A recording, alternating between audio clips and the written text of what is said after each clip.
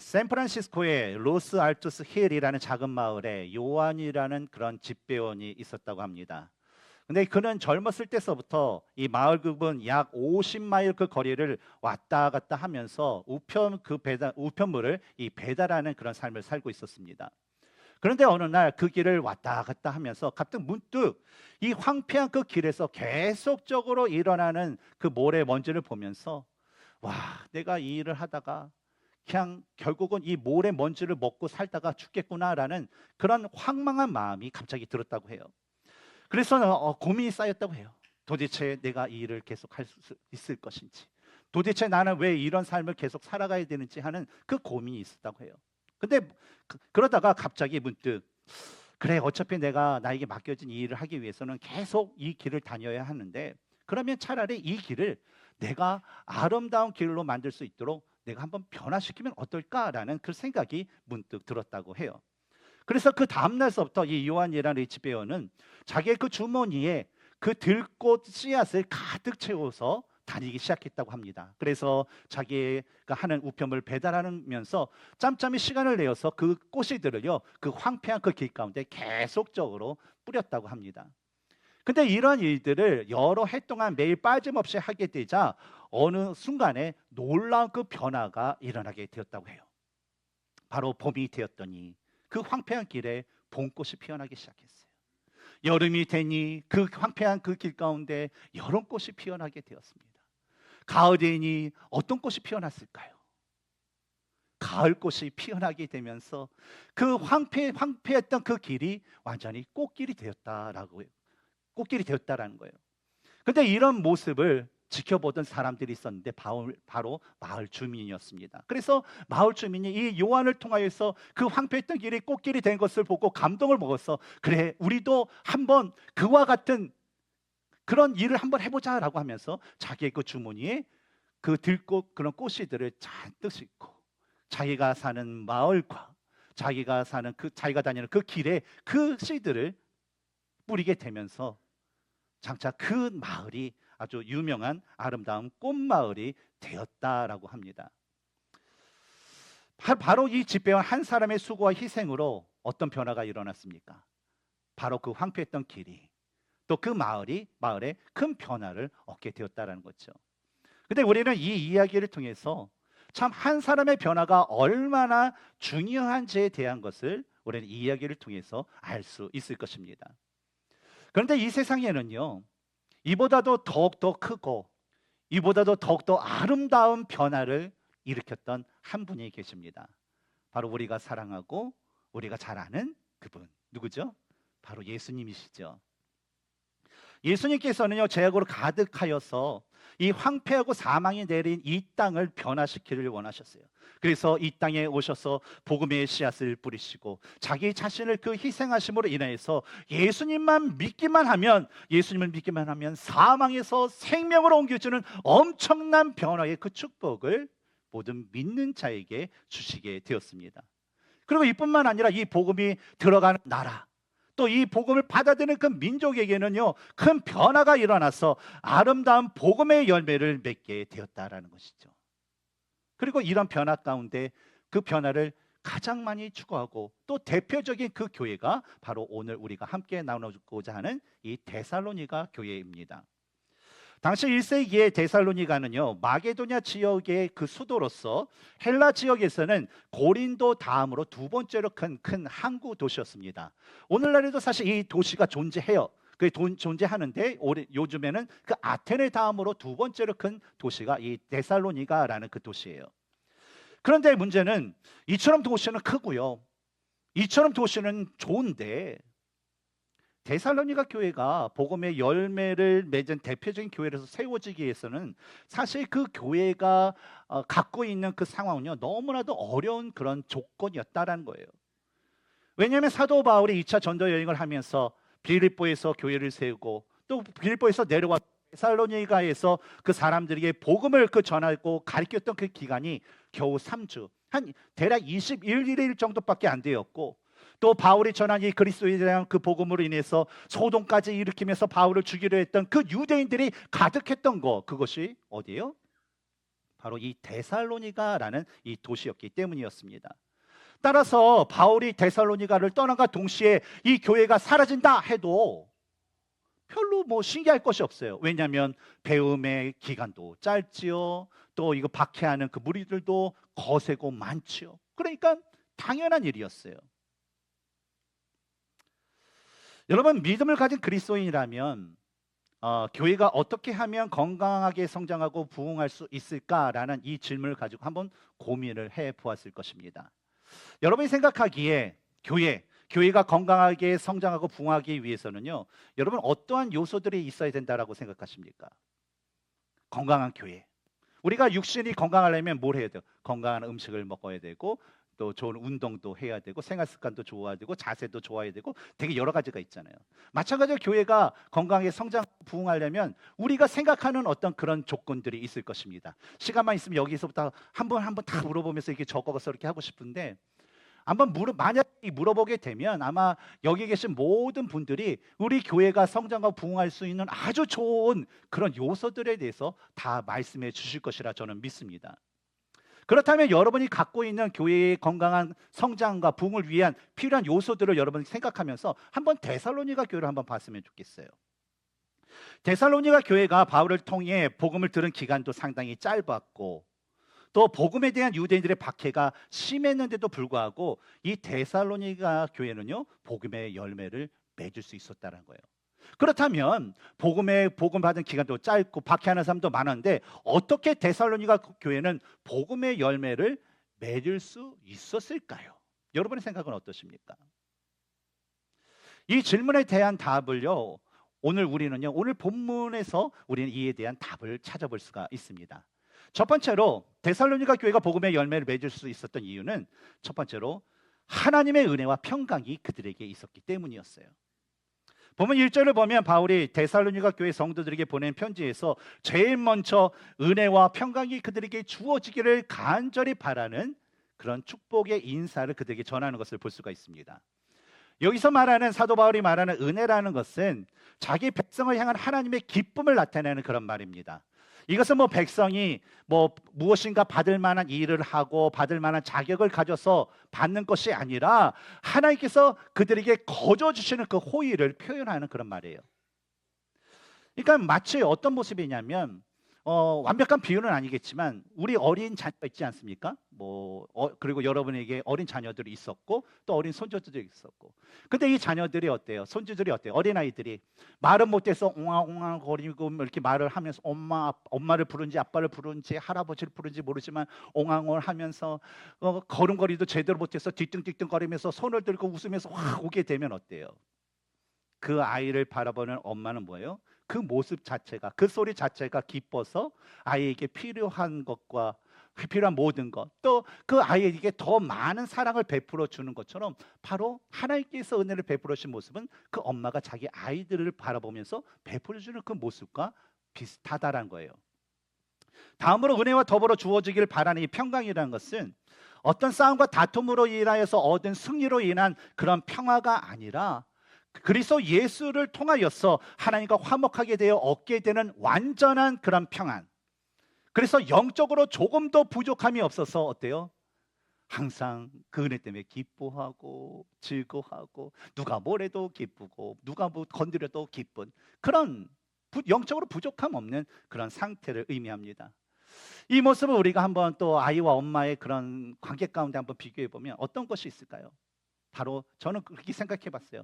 어린아이가 엄마의 품속에 안겼을 때 아이가 느끼는 것, 바로 세상의 모든 걱정과 근심 없이 엄마 품에서 고운하게 새근새근 잠을 자는 모습, 바로 그런 모습과 비슷할 것입니다. 그런데 이러한 은혜와 평강이 복음의 열매를 맺게 하는 근본적인 요소가 되는 것은, 이 은혜와 평강이라는 것은 바로 이 세상에서 우리가 의지대로 얻을 수 있는 그런 것들이 아니라 오직 하나님께서 주시는, 하나님으로부터 얻을 수 있는 그런 은혜와 평강이기 때문이라는 거예요. 오늘날도 마찬가지지만 당시 시대에 예수님을 믿는 그리스도인으로서 살아가는 것은요, 진짜 너무나도 힘들고요, 더욱 어려운 그런 일이었습니다. 왜냐하면 예수님을 믿었을 뿐인데 사람들은 조롱하고 침뱉어요. 예수님 말씀대로 말하고 행동했을 뿐인데 사람들은 적대시하고 핍박을 했기 때문이었죠. 여러분이 생각하기에 예수님의 말씀대로 말하고 행동하는 것에 대해서 왜 세상이 그 그리스도인에 대해서, 그 교회에 대해서 미워하고 핍박한다라고 여러분 생각하십니까? 아니, 예수님을 믿고 예수님의 말씀대로 말하고 행동하는 것이 도대체 믿지 않는 다른 사람들에게 이 세상에 도대체 무슨 피해를 주고 무슨 해를 가했길래 왜 세상은 교회와 그리스도인들을 미워하고 적대시하고 심지어 죽이려고 하는 것일까요? 이에 대해 예수님은요, 요한복음 15장 19절에서 너희가 세상에 속하였으면 세상이 자기의 것을 사랑할 것이나 너희는 세상에 속한 자가 아니요 도리어 내가 너희를 세상에서 택하였기 때문에 세상이 너희를 미워하느니라 라고 말씀하신 것처럼 원래 세상에 속해 있었던 우리가 바로 예수님을 믿고 거듭남으로 인해서 우리 소속이 예수님께 속하였기 때문에 세상이 미워한다라고 예수님께서 말씀하셨어요. 그런데 이뿐만 아니라 요한복음 8장 44절에 기록된 예수님의 말씀을 보면 세상이 예수님과 예수님을 믿는 사람들을 미워하고 적대시하고 죽이려고 하는 근본적인 그 이유가 있다는 것을 우리는 알 수가 있어요. 같이 한번 읽어볼까요? 요한복음 8장 44절입니다. 시작. 너희는 너희의 아비 마귀에게서 났으니 너희 아비의 욕심대로 너희도 행하고자 하느니라. 그는 처음부터 살인한 자요 진리가 그 속에 없으므로 진리에 서지 못하고 거짓을 말할 때마다 제 것으로 말하나니 이는 그가 거짓말쟁이요 거짓의 아비가 되었습니다. 뭘 얘기합니까? 바로 이 8장 44절의 말씀은 뭐냐면 예수님께서 오병이어의 그런 이적을 행하신 다음에 계속적으로 유대인들이 예수님을 따라다니면서 막 이 질문을 하는데 예수님께서 하나님으로부터 온 자신 생명이다, 생명의 떡이다, 또 하나님께서 보내신 것이다, 하나님께서 말씀하신 것을 내가 행한다라고 여러 가지를 말씀했지만 이 유대의 그 지도자들은 이 말씀을 듣지 않았어요. 근데 그들을 향해서 얘기했던 거예요. 즉 뭡니까? 예수님을 믿지 않는 자들은 어떤 자들이라는 거예요? 마귀에서 난 마귀의 자식들이라는 거예요. 그래서 예수님을 믿는 자들은 누구의 자식이에요? 누구의 자녀예요? 하나님의 자녀예요. 근데 예수 믿지 않는 사람들은 그럼 누구의 자녀라는 거예요? 마귀의 자녀이기 때문에 그래요. 여러분, 성경에서 본 마귀는 어떤 존재였습니까? 하나님이 이 세상을 창조하신 그 첫 순간서부터 거짓말로 인간을 죄악에 빠뜨려서 하나님과의 관계를 단절시켰던 자였어요. 하나님과의 그 관계를 단절시킴으로 해서 마귀의 그 욕심대로 사람들로 하여금 육체의 정욕대로 따라 살게 하다가 죽게 만들게 했던 그런 장본인이었어요. 그런데 예수님께서 이 땅에 오셔서 하셨던 일, 바로 마귀의 거짓말과 그 거짓말에 속아서 살았던 죄악된 모습을 예수님께서 말씀과 행동과 그 삶을 통해서 드러내심으로 인해서 마귀가 자신의 권세 아래 있는 세상으로 하여금 예수님과 예수님을 믿고 따른 그리스도인들을 미워하고 적대시하고 심지어 죽이도록 만들게 하는 것이었습니다. 근데 그 여파는 어떨까요? 오늘날에도 그대로 이어지고 있죠. 그래서 오늘날에도 공공장소에서 예수님께 기도하고 찬양하는 그런 모임들이 금지가 되고, 심지어 그리스도인들이 모이는 그 자리에서도 예수님의 말씀을 나누고 기도하는 것을 싫어하는 그 자들이 있고, 예수님의 말씀과 은혜를 나누고 기도하자라고 말하는 그 자들을 미워하는 자들이 있고, 예수님의 말씀대로 그분의 뜻을 따라 살아가고자 하는 사람들을 미워하고 사회적으로나 육체적으로나 죽이려고 하는 그 자들이 오늘날 이 세상 가운데는 많이 생기게 된 것입니다. 하지만 데살로니가 교회 성도들에게는요, 똑같은 그런 상황이 있었지만 그들에게는 예수님을 믿는 믿음으로 말미암아 하나님께서 주시는 그런 은혜와 평강이 있었습니다. 그래서 세상 사람들이 뭐라고 조롱을 해도 그 성도들은 주님이 주시는 그 은혜로 인하여서 항상 기뻐하였고, 세상 사람들이 적대시하고 세상 사람들이 자기를 죽이려 해도 그 성도들은 주님께서 주시는 그 평강으로 인하여서 평안함을 살면서 자신들이 맺고 있는 그 복음의 사역을 감당하면서 복음의 그 열매를 맺을 수 있었던 것입니다. 따라서 사도 바울은요, 이러한 성도들의 그 모습을 보면서 성도들에게 더욱더 풍성한 하나님의 은혜와 평강이 임하기를 원했어요. 지금까지 하나님께 주신 은혜와 평강을 통해서 그들이 그런 복음의 그런 은혜를 받고 복음의 열매를 맺었던 것처럼 하나님 그들에게 풍성한 은혜와 풍성한 그런 평강을 더하여 주셔서 그들이 주님을 만난 그 순간까지 복음의 사명을 잘 감당하고 믿음에 굳게 설 수 있도록 하나님 은혜를 주시고 하나님 평강을 주시옵소서라는 이런 축복을 했다라는 것입니다. 그리고 오늘날 예수님을 믿는 우리에게도요, 사도 바울은요 아마 동일한 그 축복을 우리가 주시는데 한번 그 축복을 이제는 우리가 한번 전하는 그런 한번 시간을 갖도록 하겠습니다. 한번 우리 좌우를 보면서 이런 축복을 하시기 바랍니다. 하나님의 은혜와 평강이 가득하기를 축복합니다. 아멘. 두 번째로 우리가 교회가 복음의 열매를 맺을 수 있었던 것은요, 이 데살로니가 교회에 예수님께 소망을 두었기 때문이라는 거예요. 뭘 두어요? 예수님께 대한 소망. 본문 2절을 보면 사도 바울이 데살로니가 교회를 통해서 하나님께 감사하고 기도할 때마다 그들을 기억하면서 기도한다라는 그 고백을 우리는 볼 수가 있습니다. 그리고 이 사도 바울이 이 데살로니가 교회 성도들을 향해서 이런 감사와 이런 기도를 하게 된 이유에 대해서 우리는 3절을 통해서 그 이유를 살펴볼 수가 있어요. 어떤 것이었습니까? 바로 데살로니가 교회가 복음을 들은 기간이 비록 20일이라는 그 짧은 기간이었음에도 불구하고 그 성도들에게는 그리스도인에게 항상 있어야 하는 주님께 대한 믿음과 사랑과 소망이 있었고, 이 믿음과 사랑과 소망을 기초로 한 그런 열매들이 역사와 수고와 인내를 통하여서 실제적으로 그들의 삶 가운데 맺어지고 있었기 때문이었습니다. 이 사도 바울이 말하는 그 성도들에게 있었던 믿음의 역사라는 것은 뭐냐면 믿음으로 말미암아 외적으로 나타난 일 또는 행위를 의미합니다.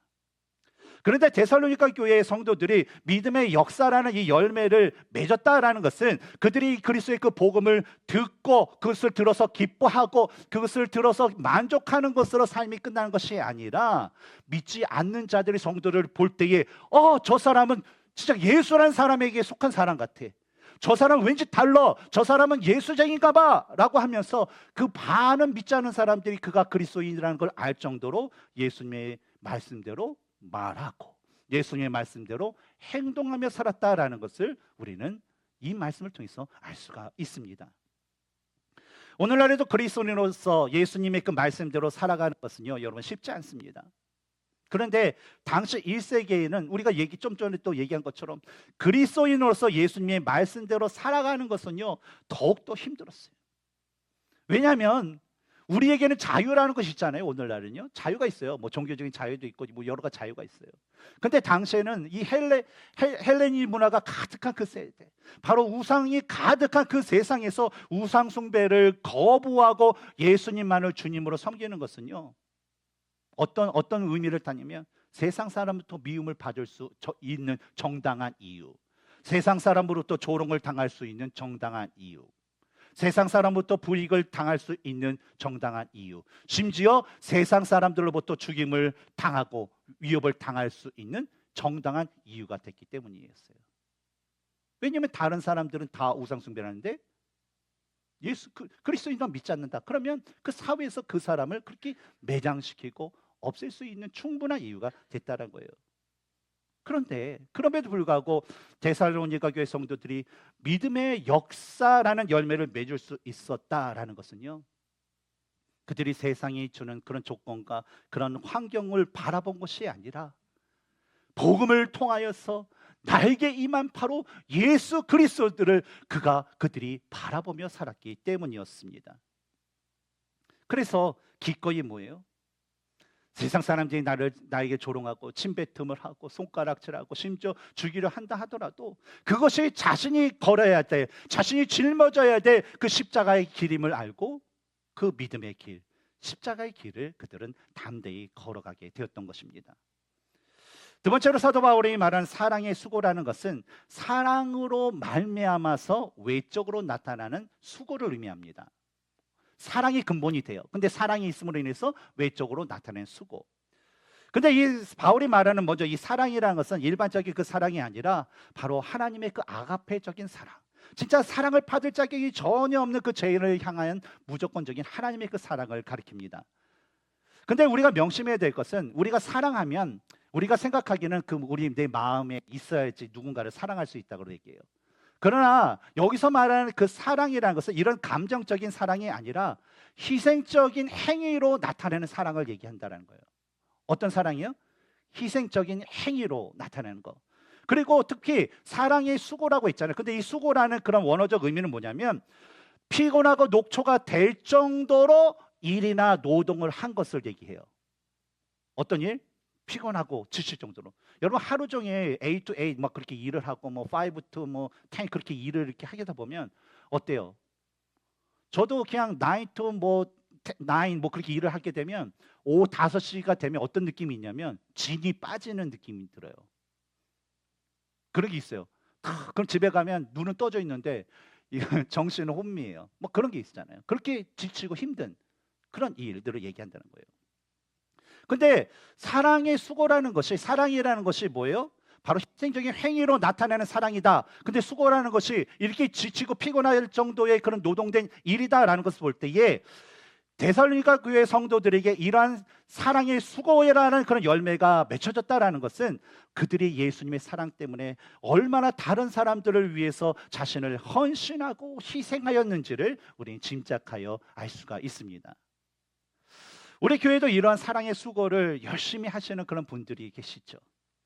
우리 절기 예배와 또 특별한 행사를 위해서 음식을 준비하게 되면요, 부르지 않아도 기쁨으로 그것에 참여하여서 내가 뭘 도와줄까 뭘 할까라고 하면서 함께 하시는 그런 성도님들, 교회를 청소하고 가꾸는 일에 스스로 교회를 돌아보면서 집에 필요한 그런 도구가 있으면 자기의 것을 가져다가 땀을 삘삘 흘리면서 이 교회를 청소하고 가꾸는 일에 기쁨을 얻는 그런 성도님들, 선교를 위한 야드세일과 지역 선교를 위해서 내가 그 선교를 위해서 뭔가 할 것이 무엇인가를 찾아보면서 새벽서부터 그 끝나는 시간까지 계속적으로 동참하시는 그런 성도님들, 도움이 필요한 그 형제와 자매를 그 돕는 일에 대해서 진짜 자기 몸처럼 그들을 살피고 돌보시는 그런 성도님들, 그 이외에도 여러 가지 하나님의 그 몸된 그리스도의 몸된 교회와 성도들을 위해서 수고하는 그런 성도님들이 계십니다.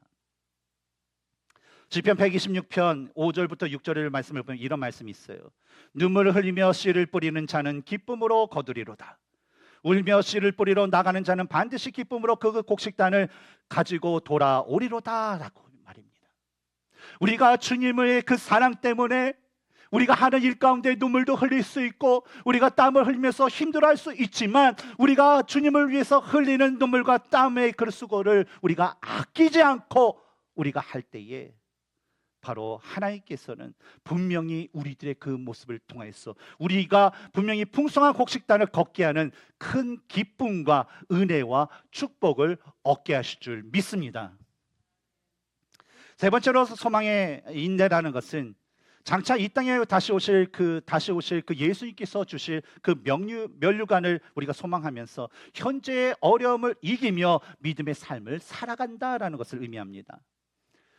바로 데살로니가 교회 성도들이 다시 오실 그 예수님을 소망하였기 때문에 현실적으로 내가 경제적으로 어렵고 삶이 힘들고 심지어 내 목숨이 위태로운 그런 힘든 상황일지라도요, 그들은요 예수님의 그 다시 오심에 대한 소망이 있었기 때문에 믿음을 저버리지 않는 그런 삶을 살 수 있었던 거예요. 그리고 이 소망의 인내라는 것은요, 이 성도들이 맺었던 믿음의 역사와 사랑의 수고, 이 모든 것들로 맺게 하게 하는 가장 근본적인 요소이기도 합니다. 우리 삶에서도 여러분 소망이라는 것이 우리가 우리 삶에서 최선을 다하게 만드는 그 요소라는 것을 우리는 알 수가 있어요. 몇 가지 예를 들면 여러분들 자녀들을 위해서 되게 힘쓰시잖아요. 힘쓰셨잖아요. 그렇죠? 그리고 지금도 힘쓰시고 자녀를 어떻게 하면 잘 양육할 수 있을까? 잘 교육할 수 있을까? 여러분, 왜 여러분이 자녀들의 양육과 그런 교육을 위해서 힘쓰는 이유가 뭡니까? 여러분 직장과 그런 사업체에서 여러분 있는 힘을 다해서 일을 하시잖아요. 어떻게 하면 내가 이 비즈니스, 이 일 가운데 내가 잘할 수 있을까? 연구도 하시고 밤잠도 못 자무시고, 그렇죠? 쉬지도 못하시고 열심히 일하시는 이유가 무엇입니까? 바로 우리 자녀들에 대한 미래에 대한 소망이 우리에게 있기 때문에 자녀에 대한 그런 투자를 하는 거예요. 힘을 쓰는 거예요. 우리 자신과 우리 가정에 대한 미래에 대한 그 소망이 우리에게 있기 때문에 잠을 자지 않고 힘을 써서 어때요? 수고를 아끼지 않게 됐다라는 것이죠. 마찬가지로 우리가 말씀을 중심으로 하나님과 이웃을 사랑하며 생명을 살리는 사역에 집중하고 실천하기에 힘쓰면서 복음의 사명을 감당하는 것은 뭐냐면 바로 예수님께서 이 땅에 다시 오신다라는 소망이 있기 때문에 그래요. 그 다시 오실 그 예수님을 우리가 만났을 때에 우리가 부끄럽지 않는 그 구원을 받기 위해서 우리는 이것에 진짜 열심을 내는 것입니다.